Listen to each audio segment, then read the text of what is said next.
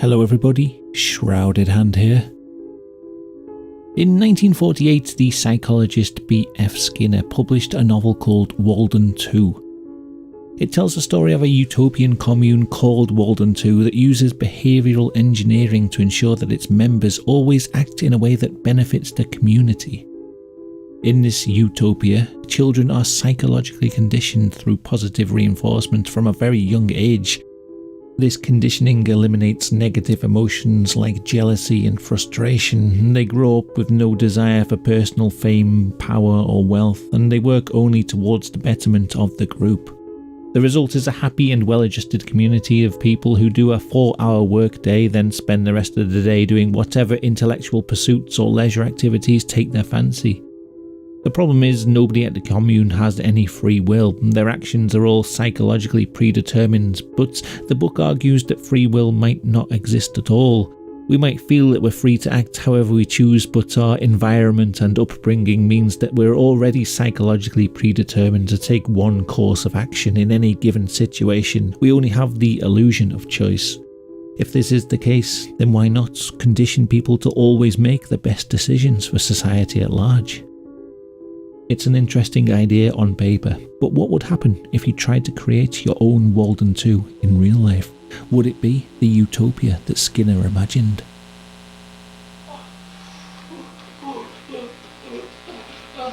That hurts.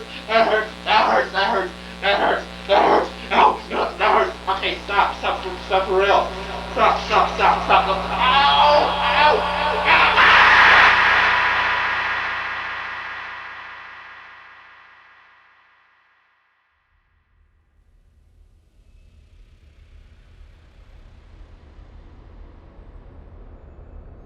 In 1950, a man named Matthew Israel, a freshman at Harvard College, took a class in human behaviour to get his science credit.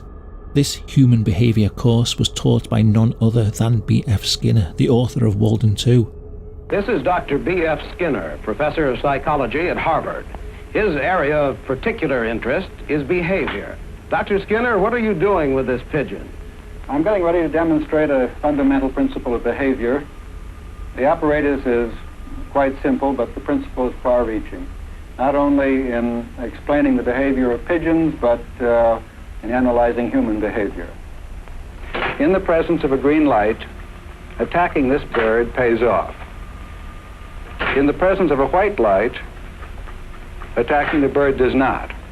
There is a possibility that we can construct some kind of world with a white light in which no one is reinforced for being aggressive, and there's just a possibility that in that case we wouldn't have the problem of aggression to deal with. The book wasn't part of the reading list for the course, but Matthew Israel decided to give it a read anyway. He became captivated by Skinner's utopian vision. Matthew Israel was young, impressionable and idealistic. He didn't really know what he wanted to do with his life, except that he felt strongly that he wanted to make a difference in the world. Walden 2 showed him the path forward.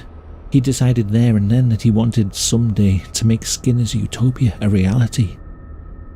Matthew Israel went on to major in psychology. After graduating, he began to put his plans for a Walden 3 into action, and he started to network with like-minded people. In 1967, he started his first commune. This was a small house with 6 or 7 people living in it. One of the occupants was a 3-year-old girl with some severe behavioural problems. Matthew Israel tried to change her behaviour by using positive reinforcement and mild punishments like timeouts, but none of these seemed to work.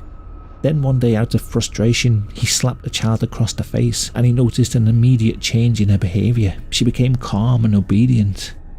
And here we see an immediate deviation from Skinner's vision in Walden 2.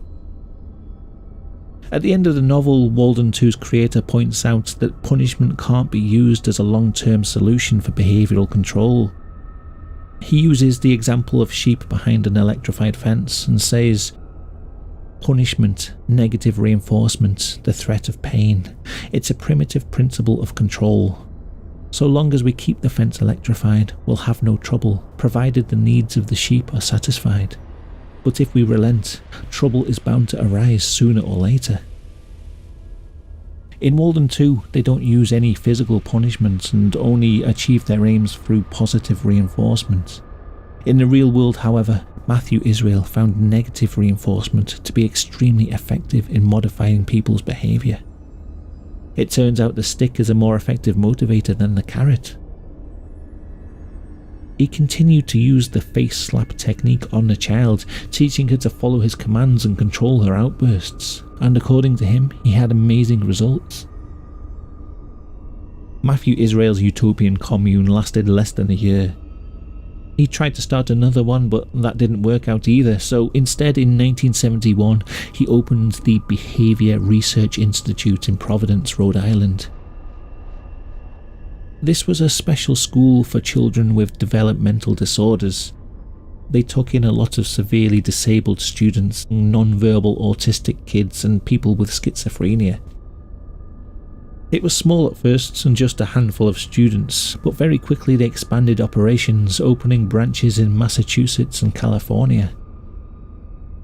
The school was organised very much like Walden 2. The employees lived communally with the objective of creating a self-sustaining economy. As the institute grew, Matthew Israel found that the running of the school was more satisfying than building a commune.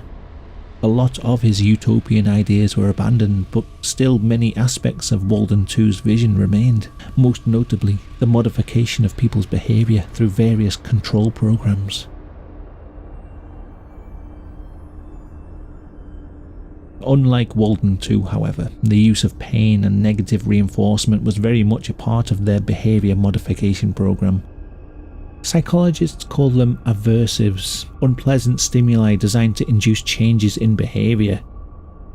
Much like that 3-year-old girl getting slapped in the face, students at the Behaviour Research Institute were subjected to various aversives.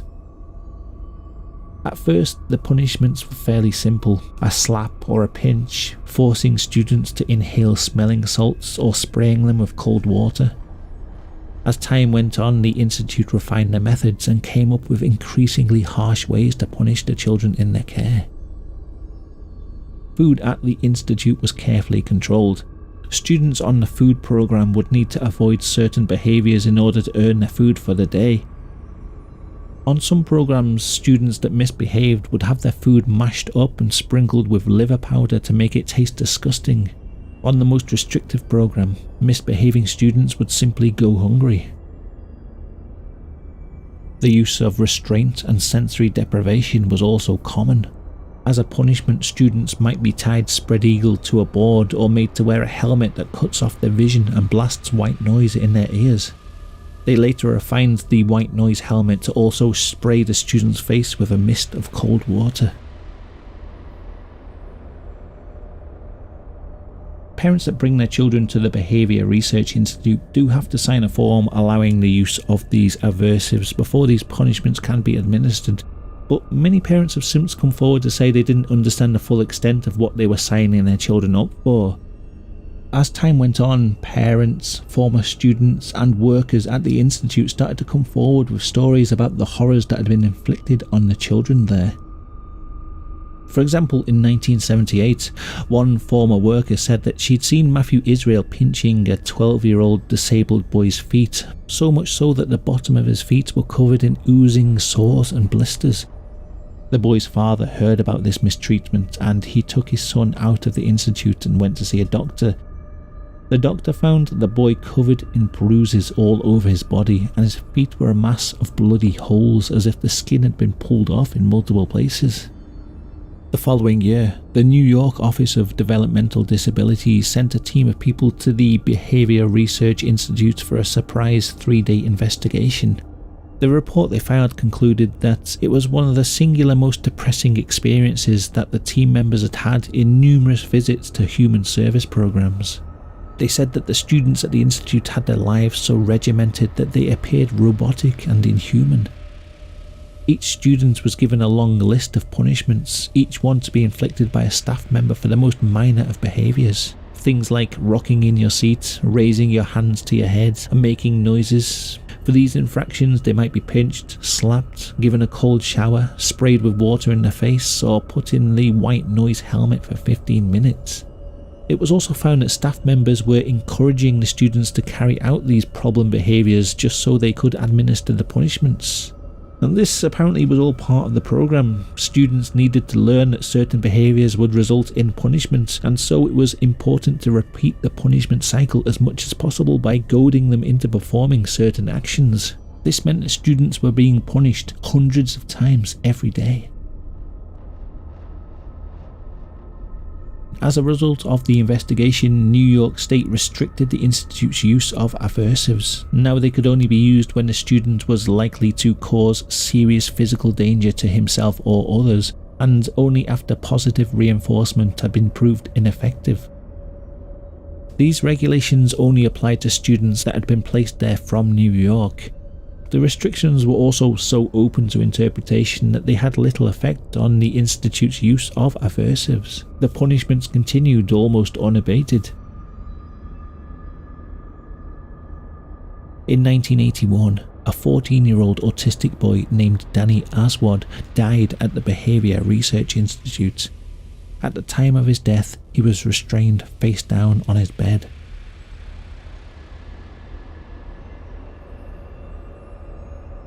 It was later determined that he died of natural causes due to a cerebral malformation, but the institute was placed on a 2-year probation, and the California Department of Social Services started another investigation into the facility. The California report contained a laundry list of disturbing malpractices. On one occasion during the period September 3rd to December 15th, 1980, Matthew Israel instructed a staff member to grow his fingernails longer so he could give an effective pinch. Such pinches were administered with the fingernails and caused excessive and unnecessary cuts and bruises. On or about March 1st, 1981, Richard L. was restrained in a large black chair by himself in the kitchen. Richard's hands were tied to the chair, his feet were tied to the bottom of the chair, and a huge box covered his head and torso. He was kept in this position for at least 1 hour. In or about February 1980, it was confirmed that Willie R. is a deaf child, and his parents so notified the respondent. Respondent failed to modify Willie's program and continued to inflict water squirts and corporal punishment upon Willie in contexts where it was unlikely, if not impossible, that Willie could understand the behaviour he was required to exhibit to avoid a punishment. For example, Willie received water squirts for not responding to verbal commands to keep his eyes closed while in bed. On or about February 1981, Eric K. was deprived of meals up to 3 times a week. On occasion during the period from September through December 1980, and for an unknown period of time before and after that month, Richard L. was placed in the backyard of the facility by himself whilst in restraints. Respondent fed Richard L. when he was in the yard by placing a plate of food on the ground with no eating utensils. Ricky would have to eat with his arms restrained to his sides. When Carl was placed in isolation, the respondent would not allow anyone to speak to Carl for 24 hours. He would be restrained in the classroom behind boxes until 11 PM. Then he would be tied to a piece of furniture in the living room in a kneeling position to sleep. On these occasions, he would be deprived of a bed, pillow and blanket. Respondent instructed its employees to dress residents in long pants and long-sleeved shirts to prevent relatives and other visitors from seeing the bruises and abrasions resulting from pinches and spanks. As a result of this investigation, the Behavior Research Institute was banned from using aversives in its California branch, and Matthew Israel was banned from entering the facility. In 1983, however, the Massachusetts Office for Children gave the Behavior Research Institute official permission to use physical punishment. The Massachusetts branch had an open door policy, and they would take in any kid no matter how bad their behaviour.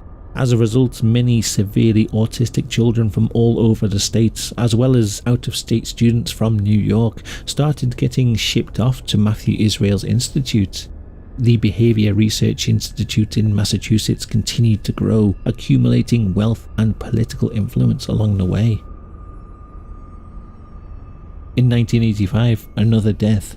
A 22-year-old autistic man named Vincent Militish had a seizure whilst wearing a sensory deprivation helmet, and he died of asphyxiation. Although the school and staff members were found negligent, Vincent's mother didn't press charges. She did, however, sue the centre for $10 million. After Vincent's death, the Massachusetts State Center for Children attempted to shut down the Behavior Research Institute, but Judge Ernest Rotenberg of the family court intervened and kept the institute open. A number of parents had petitioned Judge Rotenberg to keep the facility open. He visited the center himself and he was given a tour. He claims he was moved by how well the students were treated and how effective those treatments were.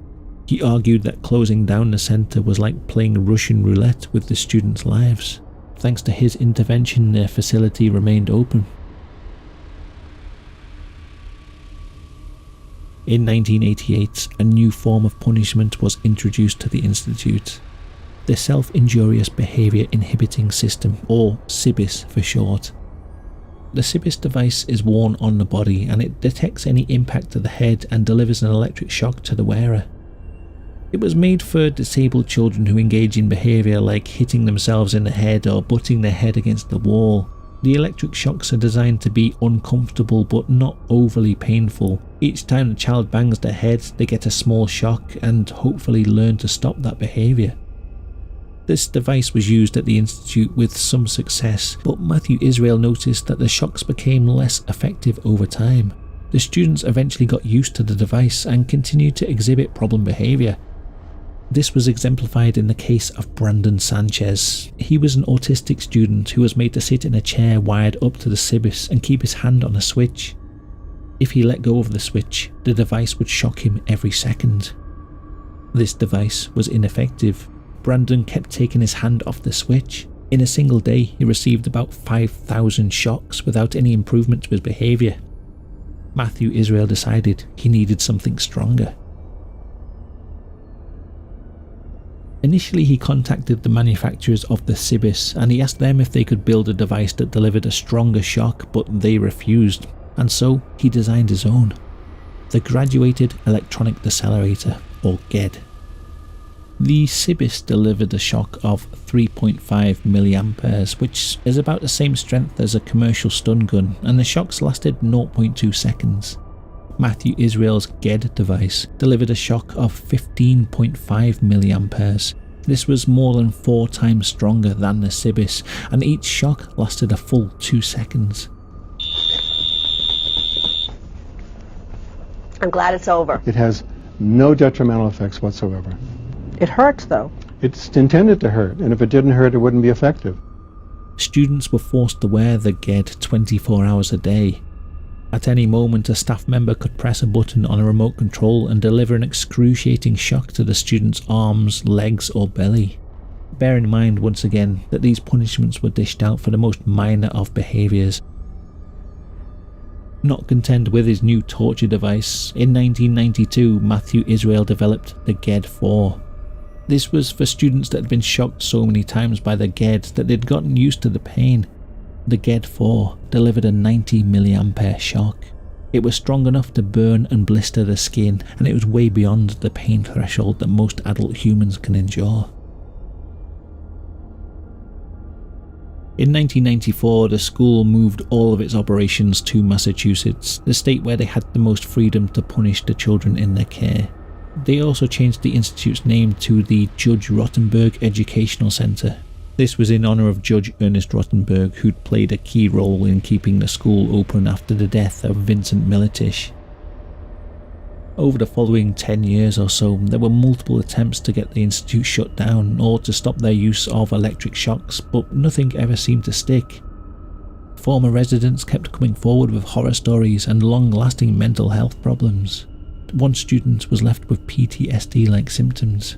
They would get flashbacks every time they heard the sound of Velcro because it reminded them of the straps that they used to fix the GED in place. One student was left with severe insomnia after staff shocked her in the middle of the night while she was sleeping. It was not explained to me why I got this shock. I was terrified and angry. I was crying. I kept asking why, and they kept telling me no talking out. After this incident, I really stopped sleeping. Every time I closed my eyes, they would jump open, anticipating that jolt somewhere in my body. In 2002, this video was filmed. It shows 18-year-old autistic man Andre McCollins tied to a board being repeatedly electrocuted. The first shock was administered because he refused to take off his coat. Subsequent shocks were administered because he was screaming out in pain and tensing up his body. Not only are the students tortured, but they have to endure the torture in silence or receive more torture as punishment. Andre was shocked a total of 31 times. The following day, his mother took him to the hospital. He was treated for third-degree burns. He was unable to speak and was diagnosed with acute stress disorder. In 2007, a former student made a prank call to the Judge Rotenberg Educational Centre pretending to be a supervisor. He convinced staff members to administer electric shocks to 2 teenage students in the middle of the night. One student received 29 shocks, the other received 77 shocks, and afterwards had to be treated for second-degree burns. 6 members of staff were fired after this incident, but the school retained its license to administer shock treatments. Eventually, this did lead to Matthew Israel being charged with child endangerment, obstructing justice, and acting as an accessory after the fact. As part of his plea deal, he had to step down from running the Judge Rotenberg Centre, but it continued to operate under new management, and its use of painful aversives remained very much in place. It wouldn't be until 2020 that the FDA decided to ban the use of these aversive electroshock devices. They were banned in the treatment of self-injuring or aggressive behavioural disorders, but they did remain legal for other aversive therapies like helping people to quit smoking.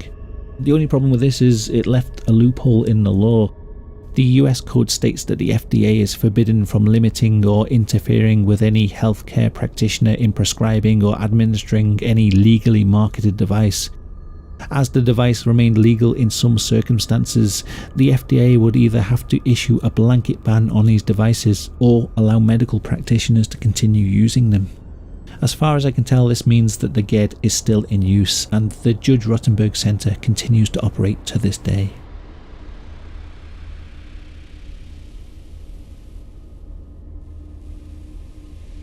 Parents, ex-residents and various human rights groups still campaign to get the centre shut down. And just to give some balance, there are parents and ex-residents that advocate for the centre remaining open. Despite the brutality of some of its methods, there are those that claim that the Judge Rotenberg Educational Centre really did help them. On this video I am focusing on the very worst controversies, and I'm not giving a full picture of life at the centre. It's not all punishment. Students are also given rewards and positive reinforcements, and it does seem to work for some people. It's really a question of whether the ends justify the means. Some of these methods would seem out of place in Guantanamo Bay, and yet they're being used on disabled children. And that's the problem with utopian thinking. A person who believes that they're creating the perfect world can justify committing all sorts of atrocities in pursuit of that utopia. The real torture is what these children are subjected to if they don't have this program. They're drugged up to their gills with drugs that cause them to be so sedated that they essentially sleep all day, or they end up in state institutions or warehoused or in jails. So, thanks for watching the video, and let me know what you think in the comments. Apologies for this video taking a while to get out. Sometimes the research takes a bit longer, so I'd rather spend the time on it than rush out a half-arsed video. Hopefully that shows in the final product. Thanks to everyone who is supporting the channel. I do appreciate the help, and thanks for being patient. Here's some more videos you might enjoy. You can check them out now or look out for me in your recommended in the future. Until next time, goodbye.